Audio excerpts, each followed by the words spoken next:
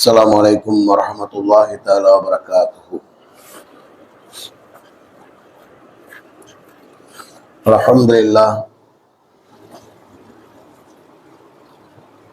அன்புக்கும் மன்னியத்திற்கும் உரிய அல்லாஹுவின் நல்லடியார்களே, அருமை சகோதரர்களே, அல்லாஹுடைய அளப்பெரும் கருணையினால் நாள்தோறும் ஒரு நபிமொழியை மனனம் செய்து வருகின்றோம். அந்த அடிப்படையிலே இதுவரைக்கும் 22 நபிமொழிகள் கூறப்பட்டிருக்கிறது.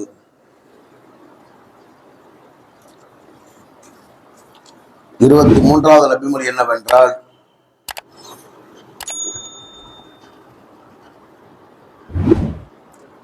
அப்துல்லாஹ் இப்னு அம்ர் ரலியல்லாஹு தஆலா அன்ஹு அவர்கள் அறிவிக்கிறார்கள்,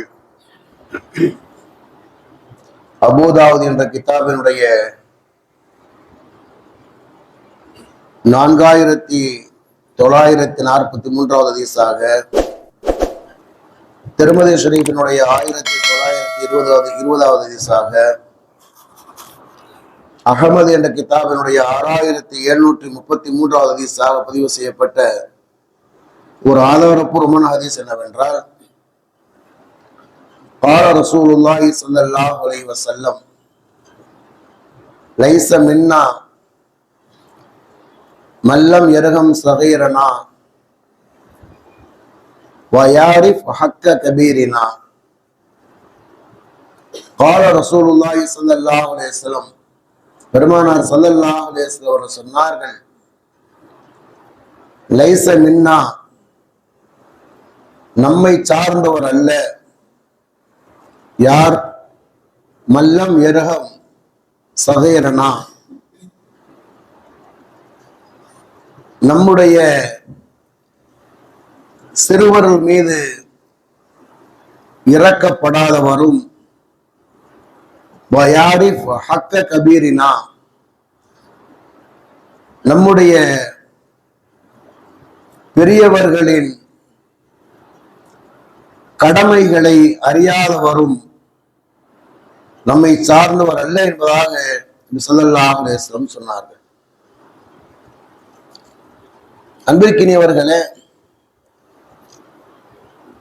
சில ஹதீஸிலே இது மட்டும், அந்த 2 செய்தி மட்டும் வருகின்றது. உபாலத் இப்னு சாமித் அவர் அறிவிக்கிற ஹதீஸிலே இன்னொரு வார்த்தையும் சேர்ந்து வருகிறது. ஆலிமினா, நம்முடைய ஆலிம்களின், அறிஞர்களின் அந்தஸ்தை அறியாதவரும் நம்மை சார்ந்தவர் அல்ல என்பதாக நபி ஸல்லல்லாஹு அலைஹி வஸல்லம் அவர்கள் கூறுகிறார்கள். அப்துல்லாஹ் இப்னு உமருடைய ஹதீஸிலே, அப்துல்லாஹ் இப்னு அம்ருடைய ஹதீஸிலே பெருமானார் 2 விஷயத்தை கூறுகிறார்கள். சிறுவர் மீது அன்பு செலுத்தாதவரும் பெரியவரை கண்ணியப்படுத்தாதவரும் நம்மை சார்ந்தவர் அல்ல என்பதாக. உபாதத் இப்னு சாமித்துடைய ஹதீஸிலே அந்த 2ம் வருகின்றது. 3வது ஒரு செய்தி வருகிறது, யார் ஆலிம்களுடைய கண்ணியத்தை அறியவில்லையோ அவரும் நம்மை சார்ந்தவர் அல்ல என்பதாக நபி ஸல்லல்லாஹு அலைஹி வஸல்லம் கூறுகிறார்கள். அன்பிற்கினியவர்களே, இஸ்லாமிய மார்க்கம் என்பது வணக்கங்களை மட்டும் சொல்லித்தரவில்லை, வாழ்வியல் ஒழுக்கங்களை, ஒரு மனிதர் இன்னொரு மனிதரிடத்தை எப்படி நடக்க வேண்டும் என்ற உயர்ந்த பண்பாடுகளை மார்க்கம் கூறுகின்றது.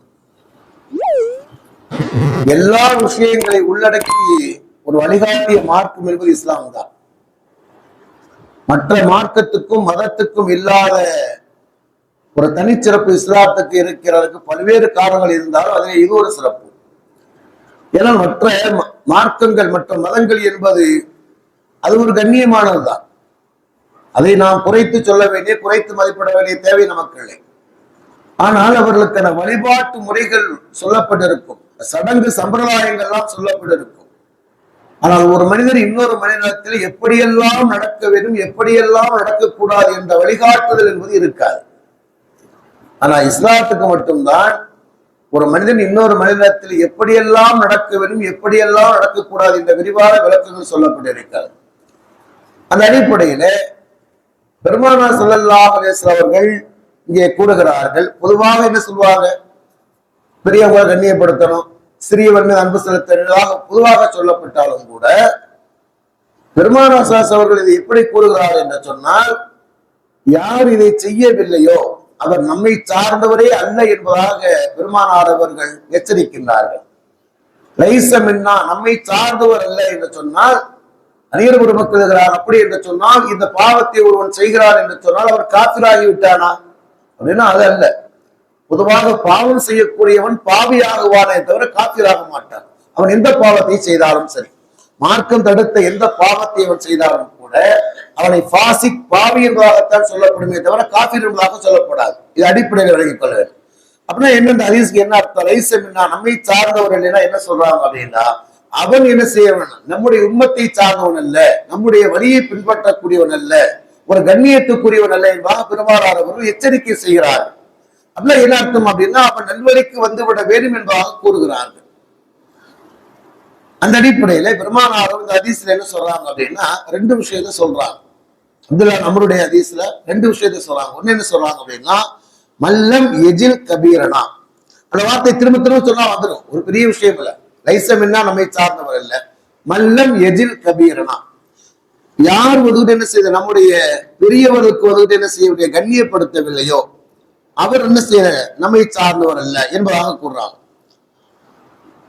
பெரியவரை கண்ணியப்படுத்துறதுனா என்ன அப்படின்னா, அறிஞர் மக்கள் எழுதுகின்றார்கள், ஹஜ்ரத் ரசூலுல்லாஹி ஸல்லல்லாஹு அலைஹி வஸல்லம் சொன்னார்கள், மூன்று பேரை கண்ணியப்படுத்துவது என்பது அல்லாஹ்வை கண்ணியப்படுத்துவதாக இருக்கின்றது. அபூ மூஸா அஷ்அரி அவங்க அறிவிக்கிறாங்க, இன்னமின் இஜ்லாலில்லாஹி தஆலா இக்ராமு ஹதி ஷைபத்தில் முஸ்லிமி, ஒரு முஸ்லிமான வயோதிகரை முதியவரை கண்ணியப்படுத்துவது அல்லாஹ்வை கண்ணியப்படுத்துவதாக இருக்கின்றது. வஹாமில் குர்ஆனி கைரில் ஹாலி ஃபீஹி வல் ஜாஃபி அன்ஹு, குர்ஆனை மனனம் செய்தவரை கண்ணியப்படுத்துவது, குர்ஆனை சுமந்திருப்பவரை, ஹாமில சுமந்திருக்கக்கூடியவங்க, அந்த சுமந்திருக்கக்கூடியவர் சொன்னால் அவர் ஆபீஸ் வந்துருவார், ஆலிம் வந்துருவார். குர்ஆனை சுமந்திருக்கக்கூடியவரை கண்ணியப்படுத்துவது அல்லாஹ்வை கண்ணியப்படுத்துவதாக இருக்கின்றது. மூன்றாவதாக பெருமானார் சொல்வாங்க, வைக்ராமுதி சுல்தான் சதி, நேர்மையான தலைவரை ஆட்சியாளரை கண்ணியப்படுத்துவது என்பது அல்லாஹ்வை கண்ணியப்படுத்துவதாக இருக்கிறது என்பதாக பெருமானார் ஸல்லல்லாஹு அலைஹி வஸல்லம் சொன்னார். இது அபூதாவுதிலே வருகிறது. அப்ப பெரியவர்களை கண்ணியப்படுத்துவது என்பது அல்லாஹ்வை கண்ணியப்படுத்துவதாக இருக்கின்றது.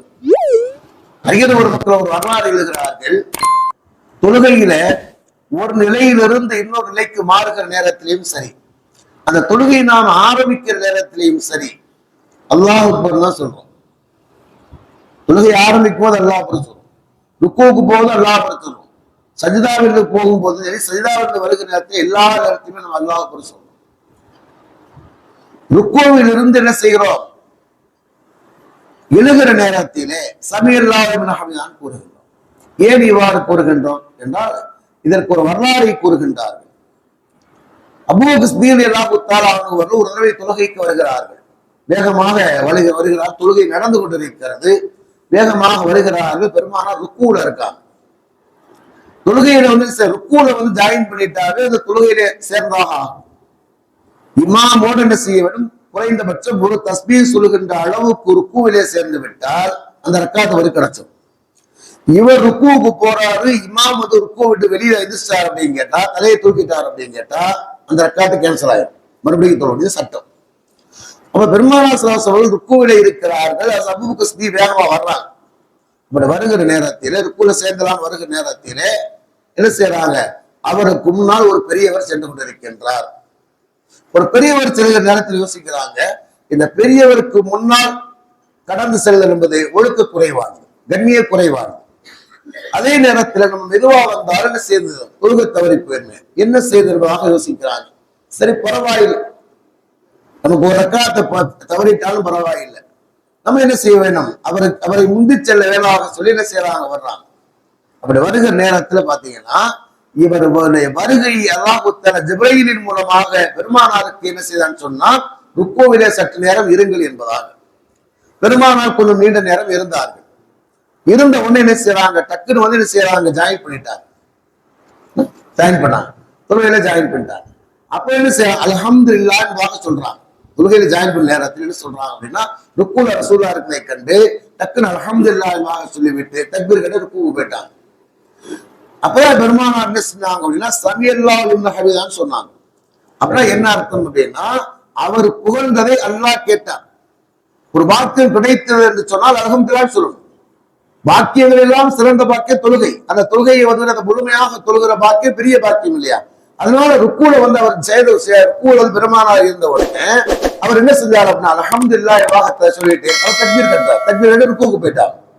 ஏன்னா அங்கிருந்து வருகிற வரைக்கும் பெருமானார் ருக்கூல இருக்காங்க, இல்ல எந்திரிச்சிருவாங்களோ பார்த்துட்டே இருக்காங்க, செய்யறாங்க, ருக்கூலே இருக்காங்க. அந்த பாக்கியம் கிடைத்ததுக்காகவே அல்ஹம்துலில்லாஹ் சொல்றாங்க. சொல்லிட்டு என்ன செய்றாங்க, தொழுகையில ஜாயின் பண்ணிட்டாங்க.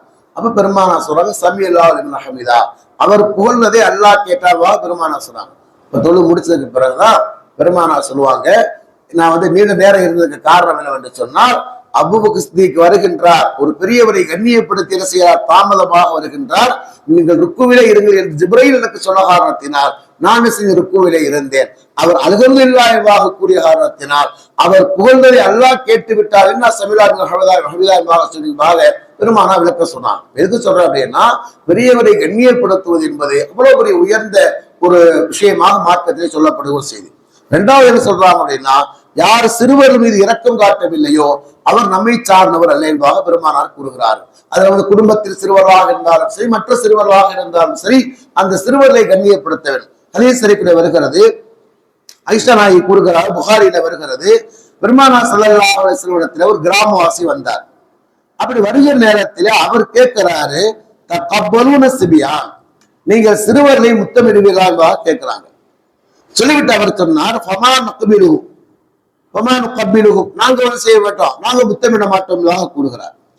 அப்ப பெருமானார் சொன்னாங்க, அவ அம்லி குலக்க கல்பிக ரஹ்மா, உன்னுடைய உள்ளத்தை விட்டும் அல்லாஹு தஆலா அன்பை எடுத்ததற்காக வேண்டி நான் என்ன செய்ய முடியும்னு கேட்டாராம்.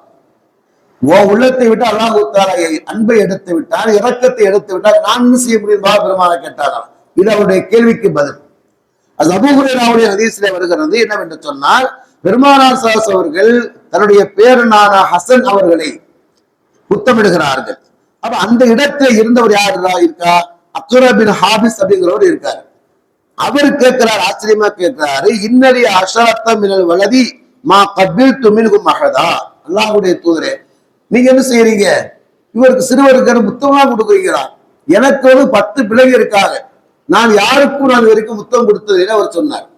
அப்பதான் பெருமானார் சொல்றாங்க, மல்லா யர்ஹம் லா யுர்ஹம், யார் இறக்கப்படவில்லையோ அவன் இறக்கப்பட மாட்டான் இவ்வாறு சொன்னார். யாரு பிறர் மீது இறக்கப்படவில்லையோ அவன் மீது இரக்கம் காட்டப்பட மாட்டாது. அப்ப அல்லாஹ் இரக்கம் காட்ட மாட்டான் பெருமானார் சொல்றாங்க. அதனால என்ன செய்யறாங்க அப்படின்னா, சிறுவர் மீது இரக்கம் காட்ட வேண்டும், அன்பு செலுத்த வேண்டும், பெரியவர்களை கண்ணியப்படுத்துவதாக சொல்லப்படுகிறது. உபாதத்து சாவித்ரி ஹதீஸ்ல ஒரு வார்த்தை சேர்த்து வருகிறது. என்ன வருகிறது அப்படின்னா, ஆலிமினா, நம்முடைய ஆலிம்களுடைய கண்ணியத்தை அறியாதவரும் நம்மை சார்ந்தவர் அல்ல என்பதாக சொன்னார்கள்.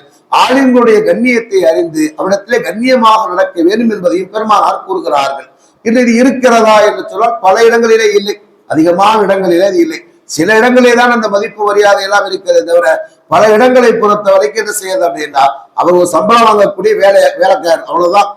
இது விரிவாக சொன்னாலும் சங்கடம் பிடிச்ச வேலை தான். அதனால பொதுவாக கேட்டா, பொதுவா பல இடங்களை பொறுத்த வரைக்கும், பல மனிதர்களை பொறுத்த வரைக்கும் நான் சொன்னா செஞ்சுட்டு போயிட்டே இரு, உனக்குன்னு எந்த உரிமையும் இல்லை, உனக்குன்னு எந்த கடமையும் இல்லை, உனக்கு எந்த விருப்பம் இல்லை, நான் சொன்னா நீ செய்யணும், அவ்வளவுதான் முடிஞ்சு போச்சு. இந்த அதிகார தோரணையிலே தான் ஆலயங்கள் நடத்தப்படுகிறார்கள். அதனால என்ன செய்யறாங்க அப்படின்னா, இன்னைக்கு பல இடங்களே பல வகையான சிக்கல்கள் சிரமங்கள் ஆகி போனதுக்கு காரணமாகி போனது. அவங்களுக்கு என்ன உண்மை, அவங்களுக்கு மரியாதை செய்வது இல்லை என்றால் அவங்களுக்கு என்ன தேவை என்பதை என்ன செய்யறாங்க செய்யாத காரணத்தினாலதான் பல இடங்களிலே இப்படி ஆகி போனது. என்ன அப்படின்னா, இந்த ஜெனரேஷனோட நமக்கு போதும், அடுத்த ஜெனரேஷன் வந்து நம்முடைய தலைமுறையை வந்து ஆலிமாக உருவாக்க கூடாது என்பதாக பல ஆலிம்கள் வந்து விட்டார்கள். பல இடங்களை பார்த்தீங்கன்னா ஆலிம் வர்றாரையிலே இந்த பிள்ளைகளே வந்துடுறாங்க, உங்களோட அந்த வேலையை முடிச்சிடணும், எங்கள்கிட்ட அந்த வேலையை பத்தி பேசவே கூடாது, நாங்க அந்த பக்கம் தலையை வச்சு படுக்க வேண்டாம் சொல்லி பல பிள்ளைகள் வந்து என்ன செய்யறாங்க, அவர்களே என்ன செய்யறாங்க, வெளியாகி போனாரு. இது நிதர்சனமான உண்மை, இது நிதர்சனமான உண்மை, இல்லையே மறுக்கலாம் முடியாது அப்படின்னு பிள்ளைங்க பாக்குறாங்களே இல்லையா. காலம் பூரா என்ன செய்யுது, உங்களோட இந்த கஷ்டம்லாம் போகுமே தவிர எங்களை வீட்டுக்கு நிம்மதியா விடுங்க, நாங்க வாழ படிச்சுட்டு போய் எங்கன்னா தொலைஞ்சு போறோம் தொழில் செய்ய பிள்ளைகளாகி போனாரு. அல்லாஹ் தஆலா பாதுகாப்பானாக. அல்ஹம்துலில்லாஹி ரப்பில் ஆலமீன். சுப்ஹானல்லாஹி சுப்ஹானல்லாஹு வபிஹம்திஹி.